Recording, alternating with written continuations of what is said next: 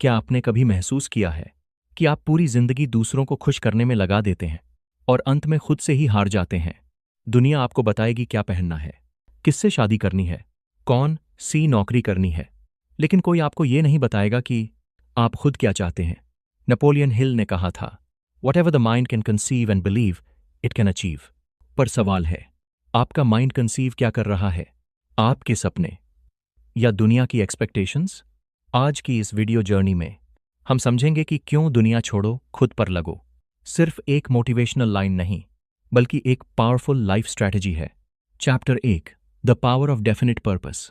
Napoleon Hill ने लगभग 20 साल तक 500 से ज्यादा सक्सेसफुल लोगों का गहराई से स्टडी किया, जिनमें Henry Ford, Thomas Edison, Alexander Graham Bell और एंड्रू कार्नेगी जैसे नाम शामिल थे। और इतने लंबे रिसर्च के बाद उन्होंने एक ऐसी बात खोजी जो सिंपल भी थी और लाइफ चेंजिंग भी। हर महान अचीवमेंट के पीछे एक डेफिनेट पर्पस था, एक ऐसा क्लियर, स्पेसिफिक, इमोशनली चार्ज्ड गोल जिसने उस व्यक्ति की पूरी एनर्जी को एक डायरेक्शन दी। हिल के अनुसार दुनिया में ज्यादातर लोग मेहनती होते हैं, इंटेलिजेंट भी होते हैं, लेकिन फिर भी एवरेज लाइफ जीते हैं क्योंकि उनके पास क्लियर डायरेक्शन नहीं होती। वो रिएक्ट करते हैं, क्रिएट नहीं करते। जब गोल अस्पष्ट होता है, जैसे मुझे सक्सेसफुल बनना है, मुझे अमीर बनना है, मुझे हेल्दी रहना है, तो ब्रेन के पास कोई स्पेसिफिक ब्लूप्रिंट नहीं होता और बिना ब्लूप्रिंट के सबकॉन्शियस माइंड काम नहीं करता। लेकिन जब गोल मेजरेबल, टाइम बाउंड और इमोशनली मीनिंगफुल हो, जैसे मुझे 5 साल में 1 करोड़ इन्वेस्ट करके फाइनेंशियल फ्रीडम अचीव करनी है, तो अचानक आपका माइंड पैसिव स्पेक्टेटर से एक्टिव प्रॉब्लम सॉल्वर बन जाता है। मॉडर्न न्यूरोसाइंस भी ये मानती है कि जब हम कोई स्पेसिफिक गोल डिफाइन करते हैं तो ब्रेन का रेटिकुलर एक्टिवेटिंग सिस्टम एक्टिवेट होता है, वही सिस्टम जो मिलियंस ऑफ इंफॉर्मेशन फिल्टर्स में से सिर्फ वही चीजें चुनता है जो हमारे गोल से जुड़ी हों। इसीलिए जब आप नई कार खरीदने का सोचते हैं तो वही मॉडल आपको हर जगह दिखने लगता है। कार बढ़ी नहीं है, अवेयरनेस बढ़ी है। यही प्रिंसिपल सक्सेस पर भी लागू होता है। क्लियर गोल आपके फोकस को लेजर की तरह कॉन्सेंट्रेट कर देता है। अस्पष्ट गोल आपकी एनर्जी को सनलाइट की तरह फैला देता है। गर्म तो करता है लेकिन आग नहीं लगाता। हिल ने कहा था, definiteness of purpose is the starting point of all achievement. और यह सिर्फ मोटिवेशनल कोट नहीं था, बल्कि एक प्रैक्टिकल फॉर्मूला था। Define exactly what you want, decide what you are willing to give in return, set a deadline, create a plan and write it down. Writing down is not a formality, यह एक psychological commitment है। Research दिखाती है कि written goals रखने वाले लोग statistically ज्यादा अचीव करते हैं, क्योंकि राइटिंग क्लैरिटी लाती है और क्लैरिटी डिसीजन मेकिंग को आसान बनाती है। जब गोल लिखा होता है तो कंफ्यूजन कम होता है, डिस्ट्रैक्शंस ऑटोमैटिकली रिजेक्ट होने लगते हैं, क्योंकि आप हर अपॉर्चुनिटी को एक सवाल से फिल्टर करते हैं, क्या ये मेरे डेफिनेट पर्पस के करीब ले जा रही है? अगर नहीं तो वो नो बन जाता है। यही फोकस एवरेज और एक्स्ट्रॉर्डिनरी के बीच फर्क बनाता है। एग्जाम्पल के तौर पर, अगर कोई व्यक्ति सिर्फ ये सोचता है कि मुझे ज्यादा पैसा कमाना है, तो वो हर शाइनी अपॉर्चुनिटी के पीछे भागेगा, कभी ट्रेडिंग, कभी क्रिप्टो, कभी नेटवर्क मार्केटिंग, कभी रैंडम बिजनेस। लेकिन अगर उसका डेफिनेट पर्पस है कि मुझे 5 साल में 1 करोड़ इन्वेस्ट करके फाइनेंशियल फ्रीडम अचीव करनी है और इसके लिए मैं डिजिटल मार्केटिंग स्किल डेवलप करूंगा और मंथली 1 लाख कंसिस्टेंट इनकम बनाऊंगा, तो उसका brain automatically skill development, networking, client acquisition और लॉन्ग टर्म इन्वेस्टमेंट स्ट्रैटेजी की दिशा में काम करने लगेगा। अब उसके एक्शन स्कैटर्ड नहीं होंगे, अलाइंड होंगे। हिल ने यह भी कहा कि डिजायर को पेपर पर लिखना इमेजिनेशन से रियलिटी बनने की पहली सीढ़ी है, क्योंकि जब आप लिखते हैं तो आप अपने थॉट को फिजिकल फॉर्म देते हैं। ये एक्ट सबकॉन्शियस माइंड को सिग्नल देता है कि ये सिर्फ डे ड्रीम नहीं, डिसीजन है। और जब आप उस रिटन गोल को रोज सुबह और रात जोर से पढ़ते हैं तो आप रेपिटेशन के थ्रू बिलीफ बिल्ड करते हैं। शुरुआत में शायद आपको खुद पर डाउट होगा, लेकिन रेपिटेशन प्लस इमोशन धीरे धीरे डाउट को रिप्लेस कर देता है। इमोशन यहां की फैक्टर है। हिल के अनुसार थॉट अलोन वीक होता है, थॉटलेस इमोशन पावरफुल होता है। जब आप अपने गोल को पढ़ते समय उसे फील करते हैं, इमेजिन करते हैं कि 1 करोड़ इन्वेस्ट हो चुका है, पैसिव इनकम आ रही है, फाइनेंशियल स्ट्रेस खत्म हो चुका है, फैमिली सिक्योर है, तो आपका सबकॉन्शियस माइंड उस इमेज को रियलिटी की तरह ट्रीट करना शुरू कर देता है। सबकॉन्शियस लॉजिक से नहीं, इमोशन से ऑपरेट करता है। इसीलिए विजुअलाइजेशन मैकेनिकल नहीं, इमोशनल होना चाहिए। इमेजिन कीजिए कि आप अपने फ्यूचर सेल्फ को देख रहे हैं, confident posture, calm mind, financial independence, और फिर खुद से पूछिए वो वर्जन आज क्या करेगा। यही सवाल डेली एक्शंस को ट्रांसफॉर्म करता है।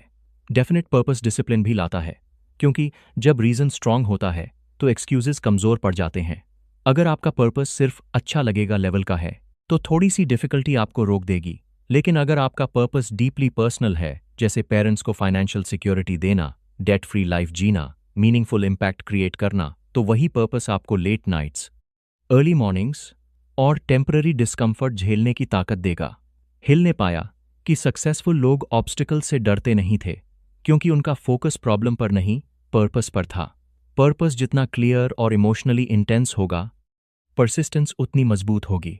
लाइफस्टाइल लेवल पर इसका मतलब है, एक ब्लैंक पेज लीजिए, अपने exact financial, health, career, relationship goals लिखिए, वेग शब्द हटाइए, नंबर्स जोड़िए, डेडलाइन जोड़िए, और ये भी लिखिए कि आप बदले में क्या देंगे, कौन सी स्किल सीखेंगे, कितना टाइम इन्वेस्ट करेंगे, कौन सी हैबिट्स छोड़ेंगे। फिर उस स्टेटमेंट को प्रेजेंट टेंस में लिखिए, जैसे वो ऑलरेडी अचीव्ड है। उसे प्रिंट कीजिए, वॉलेट में रखिए, फोन वॉलपेपर बनाइए, और रोज सुबह शाम उसे पढ़िए। इमेजिन कीजिए, फील कीजिए। शुरुआत में ये ऑकवर्ड लगेगा, लेकिन कंसिस्टेंसी सबकॉन्शियस प्रोग्रामिंग की कीमत है। धीरे धीरे आपका डिसीजन मेकिंग बदलने लगेगा। प्रोक्रेस्टिनेशन कम होगा, क्योंकि अब हर दिन रैंडम नहीं, मिशन ओरिएंटेड होगा। आपको अचानक रिसोर्सेज दिखने लगेंगे, right mentor, right book, right opportunity, जो पहले भी मौजूद थे, लेकिन आपका फोकस उन्हें पहचान नहीं रहा था। यही क्लैरिटी की पावर है। दुनिया केओटिक है, इंफॉर्मेशन ओवरलोड है, डिस्ट्रैक्शंस इन्फिनिट हैं। ऐसे में डेफिनेट पर्पस कंपस की तरह काम करता है। कंपस स्टॉर्म को नहीं रोकता, लेकिन डायरेक्शन देता है, और डायरेक्शन ही डिफरेंस है ड्रिफ्ट करने और डेस्टिनेशन तक पहुंचने में। इसलिए अगर आप सच में अपनी जिंदगी बदलना चाहते हैं, तो शुरुआत मोटिवेशन से नहीं, क्लैरिटी से कीजिए। डिसाइड कीजिए कि आप एग्जैक्टली क्या चाहते हैं, कब तक चाहते हैं, क्यों चाहते हैं, और उसके बदले में क्या देने को तैयार हैं। क्योंकि जिस दिन आपका पर्पस डेफिनेट हो जाता है, उसी दिन आपकी एनर्जी फोकस्ड हो जाती है, और फोकस्ड एनर्जी ही अचीवमेंट की असली ताकत है। Chapter 2, master your mind before the world. Napoleon Hill का एक गहरा और ऑलमोस्ट अनकंफर्टेबल सच था, जब तक आप अपने माइंड को मास्टर नहीं करते, तब तक आप किसी भी फील्ड में लास्टिंग सक्सेस नहीं पा सकते। दुनिया को बदलने की कोशिश करना आसान है, लेकिन अपने थॉट्स को कंट्रोल करना सबसे कठिन काम है, और फिर भी यही सबसे जरूरी काम है। हिल ने अपने रिसर्च में बार बार देखा कि चाहे वो हेनरी फोर्ड हों, थॉमस एडिसन हों, या अलेक्जेंडर ग्राहम बेल, उनकी सबसे बड़ी ताकत एक्सटर्नल रिसोर्सेज नहीं, इंटरनल कंट्रोल था। माइंड एक मैग्नेट की तरह काम करता है। ये पोएटिक लाइन नहीं, प्रैक्टिकल रियलिटी है। मैग्नेट क्या करता है? वो वही अट्रैक्ट करता है जो उसकी फ्रीक्वेंसी से मैच करता है। आपका माइंड भी वैसा ही है। अगर आप रोज नेगेटिव सोचते हैं, मेरे पास रिसोर्सेज नहीं हैं, मैं लकी नहीं हूं, मार्केट खराब है, क्या आपका काजदी है? क्या आपका काजदी है? कंपटीशन बहुत ज्यादा है, तो आपका रेटिकुलर एक्टिवेटिंग सिस्टम उन्हीं सिग्नल्स को फिल्टर करेगा जो इस बिलीफ को कंफर्म करें। आपको वही न्यूज़ दिखेगी जो डर पैदा करे, वही एग्जाम्पल्स दिखेंगे जो फेलियर प्रूव करें, और वही लोग मिलेंगे जो कंप्लेन करें। लेकिन जैसे ही आप consciously positive, growth oriented thoughts cultivate करते हैं, मैं स्किल डेवलप कर सकता हूं, हर प्रॉब्लम में अपॉर्चुनिटी है, मैं सीख कर इंप्रूव कर सकता हूं, तो सडनली वही दुनिया अलग दिखने लगती है। अपॉर्चुनिटीज पहले भी थीं, लेकिन परसेप्शन बदल गया। मॉडर्न साइकोलॉजी ये मानती है कि लगभग 95% डिसीजंस सबकॉन्शियस लेवल पर होते हैं। इसका मतलब है कि हम लॉजिकल क्रीचर्स कम, हैबिचुअल क्रीचर्स ज्यादा हैं। अगर सबकॉन्शियस में फियर स्टोर्ड है, तो एक्शन हेजिटेंट होगा। अगर डाउट स्टोर्ड है, तो डिसीजन डिलेड होगा। अगर सेल्फ वर्थ कम है, तो नेगोशिएशन वीक होगा। इसलिए माइंड मास्टरी लग्जरी नहीं, नेसेसिटी है। हिल ने इसे स्टेट ऑफ माइंड कहा। सक्सेस पहले अंदर जीतनी होती है, बाहर बाद में दिखती है।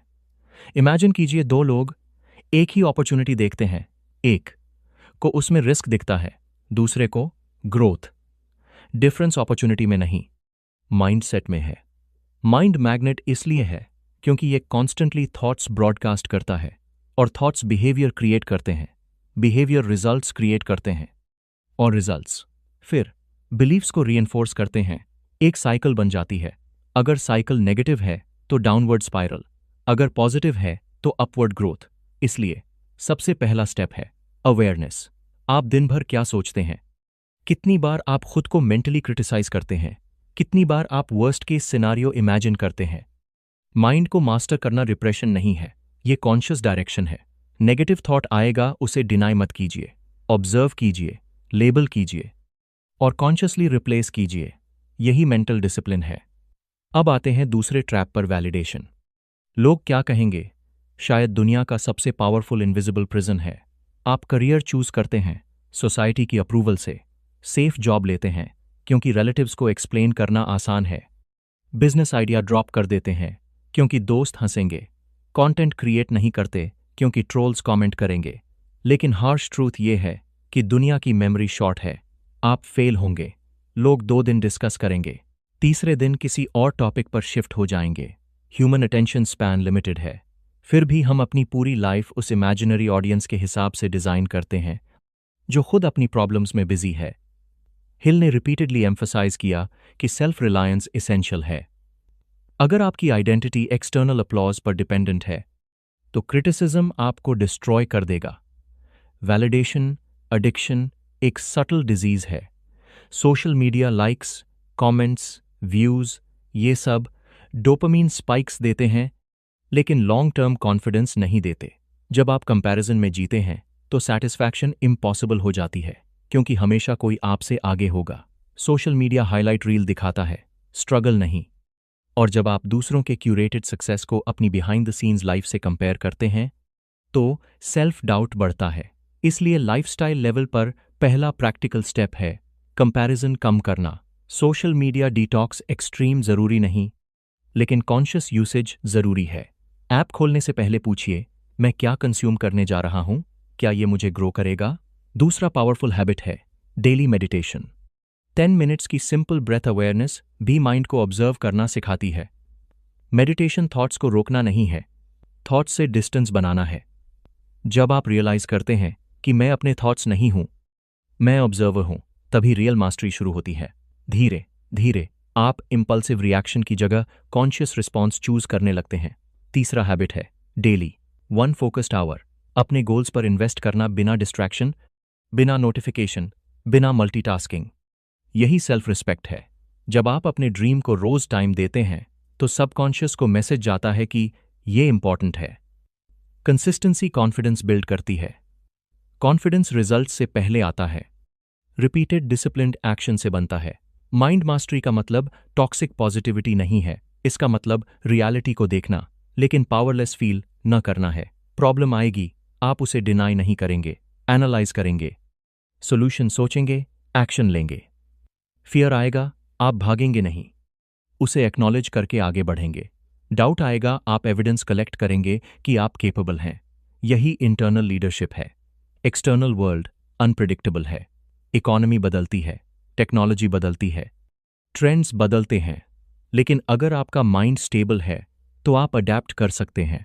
हिल का मैसेज क्लियर था, सेल्फ मास्टरी पहले, वर्ल्ड मास्टरी बाद में। क्योंकि अगर आप अंदर से इनसिक्योर हैं तो सक्सेस भी एंग्जाइटी देगा। अगर आप अंदर से फियरफुल हैं तो अपॉर्चुनिटी भी स्ट्रेस बनेगी। अगर आप अंदर से क्लियर हैं तो केओस भी मैनेजेबल लगेगा। इसलिए खुद से डेली सवाल पूछिए, आज मैंने अपने माइंड को स्ट्रेंथन करने के लिए क्या किया? क्या मैंने पॉजिटिव इनपुट दिया? क्या मैंने नेगेटिव सेल्फ टॉक को चैलेंज किया? क्या मैंने नेगेटिव सेल्फ टॉक को चैलेंज किया? क्या मैंने डिस्ट्रैक्शन पर कंट्रोल रखा? क्या मैंने वैलिडेशन की जगह वैल्यू क्रिएशन पर फोकस किया? माइंड को ट्रेन करना जिम जाने जैसा है। एक दिन स्किप करेंगे तो फर्क नहीं दिखेगा, लेकिन महीनों की निग्लेक्ट वीकनेस बना देगी। और जैसे मसल्स रेजिस्टेंस से ग्रो करते हैं, वैसे ही माइंड डिस्कम्फर्ट से ग्रो करता है। क्रिटिसिज्म को फीडबैक की तरह लेना, फेलियर को लेसन की तरह देखना, डिले ग्रेटिफिकेशन को एक्सेप्ट करना, ये सब मेंटल मसल्स हैं। जब आप खुद को मास्टर कर लेते हैं तो एक्सटर्नल नॉइज बैकग्राउंड में चला जाता है। लोग क्या कहेंगे, ये क्वेश्चन इररेलेवेंट हो जाता है, क्योंकि आपका इंटरनल कंपस स्ट्रांग हो चुका होता है। तब डिसीजन फियर से नहीं, विजन से होता है। तब एक्शन अप्रूवल के लिए नहीं, पर्पस के लिए होता है। और वही मोमेंट है जब दुनिया बदलने लगती है, क्योंकि आपने पहले खुद को बदल लिया। रिमेंबर, माइंड आपका सबसे बड़ा एसेट है। अगर आपने उसे अनकंट्रोल छोड़ दिया तो वो आपको सैबोटाज करेगा। अगर आपने उसे डिसिप्लिन किया तो वो आपको एलिवेट करेगा। इसीलिए आज से रेजोल्यूशन लीजिए, मैं पहले अपने थॉट्स, इमोशंस, रिएक्शंस को मास्टर करूंगा, क्योंकि जिस दिन मैंने अपने माइंड को जीत लिया उसी दिन दुनिया को जीतना सिर्फ टाइम की बात रह जाएगी। Chapter 3, faith plus action equals success formula.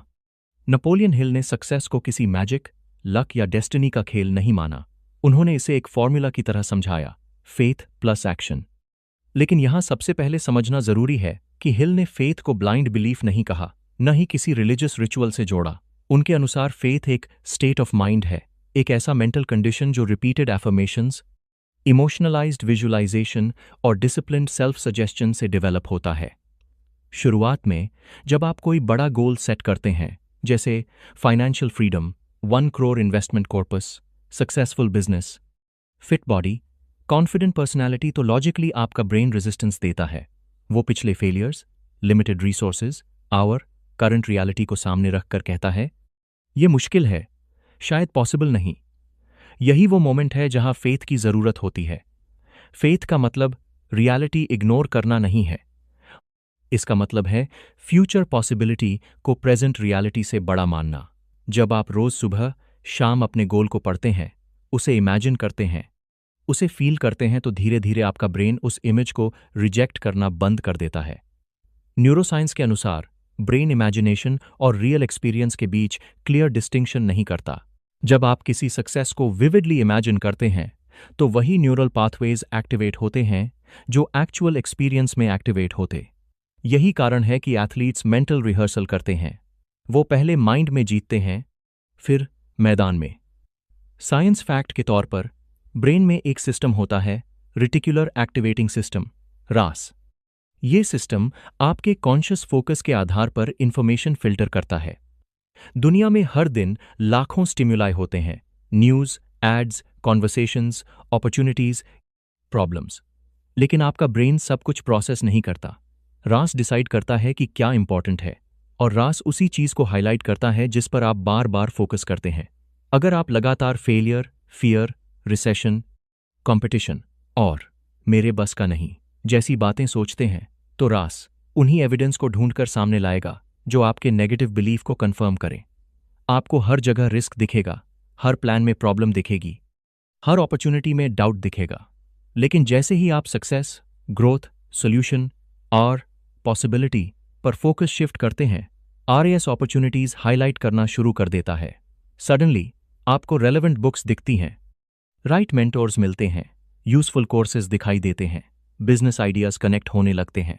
Opportunity अचानक पैदा नहीं हुई, आपका फोकस बदल गया। यही फेथ का प्रैक्टिकल साइड है, repeated positive instruction to the subconscious mind. लेकिन यहां एक डेंजरस ट्रैप भी है, सिर्फ पॉजिटिव सोचते रहना और एक्शन न लेना। हिल ने साफ कहा, action converts desire into riches. Desire बिना एक्शन के फ्रस्ट्रेशन बन जाता है, फेथ बिना एक्शन के इल्यूजन बन जाता है। इमेजिन कीजिए कोई व्यक्ति रोज एफर्मेशंस बोलता है, मैं फिट हूं, मैं स्ट्रांग हूं, मेरा बॉडी एथलेटिक है, लेकिन डाइट जंक है, स्लीप पुअर है और जिम जीरो। क्या सिर्फ इमेजिनेशन से सिक्स पैक आएगा? बिल्कुल नहीं। बॉडी फिजिक्स फॉलो करती है, फिलॉसफी नहीं। इसी तरह मनी, करियर, बिजनेस, ये सब मेजरेबल रिजल्ट्स हैं जिनके लिए मेजरेबल एफर्ट चाहिए। फेथ आपको स्टार्ट करने की करेज देता है, एक्शन आपको फिनिश लाइन तक ले जाता है। मैसिव एक्शन का मतलब रैंडम बिजी रहना नहीं है, इसका मतलब फोकस्ड, कंसिस्टेंट, स्ट्रेटेजिक एफर्ट है। अगर आप फाइनेंशियल सक्सेस चाहते हैं तो स्किल डेवलप करनी होगी, मार्केट अंडरस्टैंड करनी होगी, क्लाइंट से बात करनी होगी, रिजेक्शन फेस करना होगा। अगर आप कंटेंट क्रिएटर बनना चाहते हैं तो रेगुलर कंटेंट पब्लिश करना होगा, क्रिटिसिज्म झेलना होगा, एनालिटिक्स एनालाइज करना होगा। अगर आप एंटरप्रेन्योर बनना चाहते हैं तो प्रोडक्ट टेस्ट करना होगा, फेलियर एक्सेप्ट करना होगा, इंप्रूव करना होगा। एक्शन अनकंफर्टेबल होता है, इमेजिनेशन कंफर्टेबल होती है। इसलिए बहुत लोग प्लानिंग में सालों लगा देते हैं लेकिन एग्जीक्यूशन में वीक होते हैं। हिल ने ऑब्जर्व किया कि सक्सेसफुल लोग इम्परफेक्ट एक्शन लेने से नहीं डरते थे। वो परफेक्ट प्लान का इंतजार नहीं करते थे। वो जानते थे कि क्लैरिटी एक्शन से आती है, ओवर थिंकिंग से नहीं। मैसिव एक्शन का एक साइकोलॉजिकल बेनिफिट भी है, ये डाउट को कम करता है। जब आप कंसिस्टेंट स्टेप्स लेते हैं तो कॉन्फिडेंस नेचुरली बिल्ड होता है, क्योंकि कॉन्फिडेंस एक्सपीरियंस से आता है, मोटिवेशनल वीडियोस से नहीं। इसलिए प्रैक्टिकल लाइफस्टाइल टिप यही है कि 90 डे एक्शन प्लान बनाइए। 90 डेज। क्यों? क्योंकि ये टाइम फ्रेम शॉर्ट इनफ है फोकस बनाए रखने के लिए और लॉन्ग इनफ है मेजरेबल प्रोग्रेस देखने के लिए। अपने मेन गोल को 90 डे टारगेट में ब्रेक कीजिए।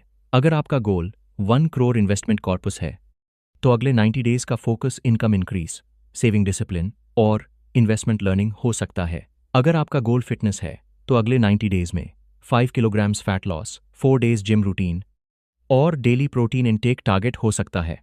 फिर वीकली प्रोग्रेस ट्रैक कीजिए। ट्रैकिंग ब्रूटल ऑनेस्टी मांगता है, नंबर्स लाई नहीं करते।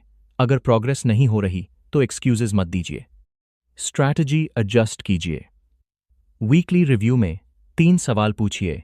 इस हफ्ते क्या अचीव हुआ, क्या नहीं हुआ, अगले हफ्ते क्या इंप्रूव करना है। इसके साथ एक डिस्ट्रैक्शन लिस्ट बनाइए। लोग टू डू लिस्ट बनाते हैं लेकिन डिस्ट्रैक्शन लिस्ट रेयरली बनाते हैं। आइडेंटिफाई कीजिए कि आपका टाइम कहाँ वेस्ट होता है। Excessive social media scrolling, random YouTube consumption, unnecessary gossip, overthinking, late night binge watching. इन्हें कॉन्शियसली एलिमिनेट कीजिए या लिमिट सेट कीजिए। डिसिप्लिन फ्रीडम का ऑपोजिट नहीं है। डिसिप्लिन ही लॉन्ग टर्म फ्रीडम का रास्ता है। फेथ प्लस एक्शन का कॉम्बिनेशन एक इंजन की तरह है। फेथ फ्यूल है, एक्शन व्हील्स हैं। फ्यूल बिना व्हील्स के आपको कहीं नहीं ले जाएगा। व्हील्स बिना फ्यूल के मूव नहीं करेंगे। दोनों साथ चाहिए। और याद रखिए, शुरुआत में रिजल्ट्स स्लो होंगे। सीड बोने के बाद तुरंत फ्रूट नहीं मिलता। लेकिन अगर फेथ स्ट्रांग है और एक्शन कंसिस्टेंट है तो कॉम्पाउंड इफेक्ट शुरू होता है। Small daily improvements 1% better per day एक साल में ड्रामेटिक डिफरेंस क्रिएट करते हैं। यही सक्सेस फॉर्मूला है। Clear goal, emotional faith, focused action, relentless consistency. Excuses और अपॉर्चुनिटीज एक साथ एग्जिस्ट नहीं करते। आप जिस पर फोकस करते हैं वही ग्रो करता है। अगर आप फेलियर पर फोकस करेंगे तो एक्सक्यूजेज मिलेंगे। अगर सक्सेस पर फोकस करेंगे तो रास्ते मिलेंगे। इसलिए आज डिसीजन लीजिए, मैं सिर्फ सोचूंगा नहीं, करूंगा। मैं सिर्फ इमेजिन नहीं करूंगा, एग्जीक्यूट करूंगा। मैं सिर्फ ड्रीम नहीं करूंगा, डिसिप्लिन रखूंगा। क्योंकि आखिर में डिजायर शुरुआत है, फेथ इग्निशन है, लेकिन एक्शन ही वो फोर्स है जो सपनों को रियलिटी में कन्वर्ट करता है। Chapter 4, build a burning desire. Napoleon Hill ने अपनी पूरी फिलॉसफी को अगर एक शब्द में समेटा होता तो वो शब्द होता डिजायर। लेकिन ये ऑर्डिनरी डिजायर नहीं, बर्निंग डिजायर। वही आग जो इंसान को कंफर्ट जोन से बाहर धकेलती है, वही बेचैनी जो रातों की नींद छीन लेती है, वही इंटेंसिटी जो एक्सक्यूजेस को छोटा और गोल को बड़ा बना देती है। हिल कहते हैं कि हर बड़ी अचीवमेंट की शुरुआत एक बर्निंग डिजायर से होती है। टैलेंट बाद में आता है, रिसोर्सेज बाद में आते हैं, कनेक्शंस बाद में बनते हैं, लेकिन शुरुआत हमेशा एक इंटेंस चाहत से होती है। नॉर्मल विश और बर्निंग डिजायर में जमीन आसमान का फर्क है। नॉर्मल विश कहती है काश हो जाए, अच्छा होगा अगर मिल जाए, ट्राई करके देखते हैं। इसमें कमिटमेंट कम, पॉसिबिलिटी ज्यादा होती है। लेकिन बर्निंग डिजायर कहती है मुझे करना ही है, चाहे जितनी मुश्किल आए, चाहे कितनी बार गिरना पड़े। इसमें ऑप्शन नहीं, डिसीजन होता है। यही डिसीजन डेस्टिनी बदलता है। एग्जाम्पल के तौर पर एंड्रू कार्नेगी को देखिए। एक गरीब इमिग्रेंट जिसने फैक्ट्री में काम करने से शुरुआत की और आगे चलकर स्टील इंडस्ट्री का किंग बना। क्या उसके पास शुरुआत में एक्स्ट्रॉर्डनरी एजुकेशन था? नहीं। क्या उसके पास अनलिमिटेड मनी था? नहीं। उसके पास जो था वो था अपवर्ड राइज करने का इंटेंस हंगर। हंगर ही डिफरेंस बनाता है। जब अंदर आग होती है तो इंसान स्किल्स सीखता है, मेंटोर्स ढूंढता है, फेलियर्स झेलता है, मॉकरी सहता है, लेकिन रुकता नहीं। बर्निंग डिजायर पेन को फ्यूल में बदल देती है। यही साइकोलॉजिकल एल्केमी है।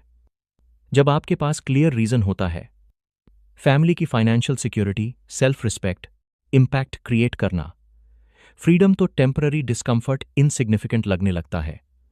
डिजायर जितना इमोशनली चार्ज्ड होगा उतनी ही आपकी परसिस्टेंस स्ट्रांग होगी। हिल ने ऑब्जर्व किया कि एवरेज लोग ऑब्स्टिकल देखकर डायरेक्शन बदल देते हैं, लेकिन बर्निंग डिजायर वाले लोग ऑब्स्टिकल देखकर स्ट्रैटेजी बदलते हैं, गोल नहीं। ये सटल डिफरेंस है, लेकिन पावरफुल है। डिजायर को बर्निंग बनाने के लिए क्लैरिटी, इमोशन प्लस रेपिटेशन चाहिए। पहले डिसाइड कीजिए कि आप एग्जैक्टली क्या चाहते हैं, फिर खुद से पूछिए क्यों। जब तक रीजन सुपरफिशियल है, डिजायर वीक रहेगा।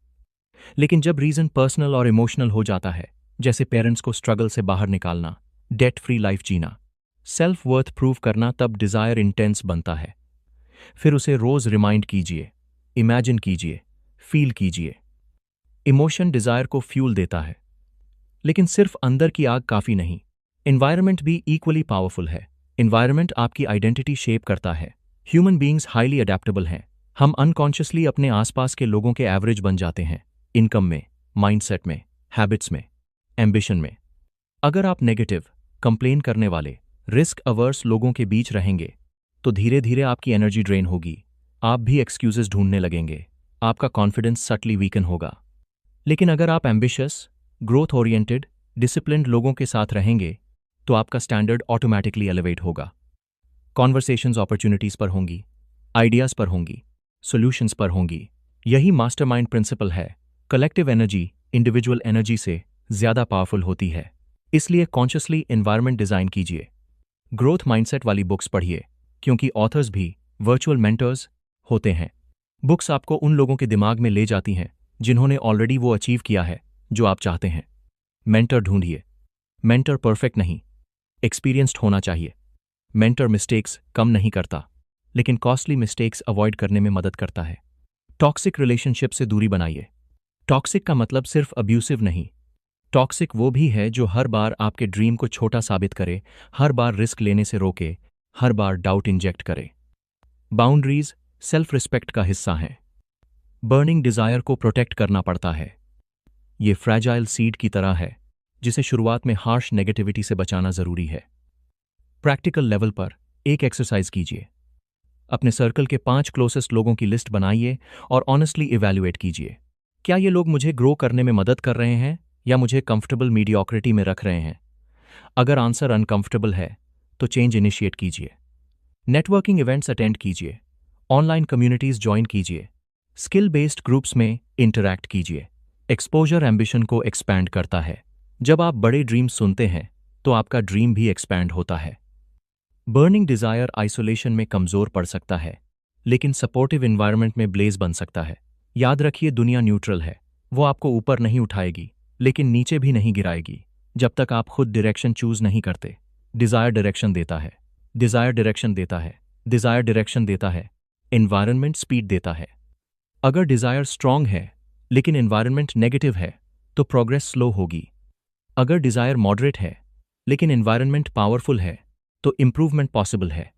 लेकिन जब बर्निंग डिजायर और ग्रोथ एनवायरनमेंट कंबाइन हो जाते हैं, तो ट्रांसफॉर्मेशन इनेविटेबल हो जाता है। इसलिए आज खुद से कमिटमेंट कीजिए, मैं अपनी चाहत को कैजुअल विश नहीं रहने दूंगा।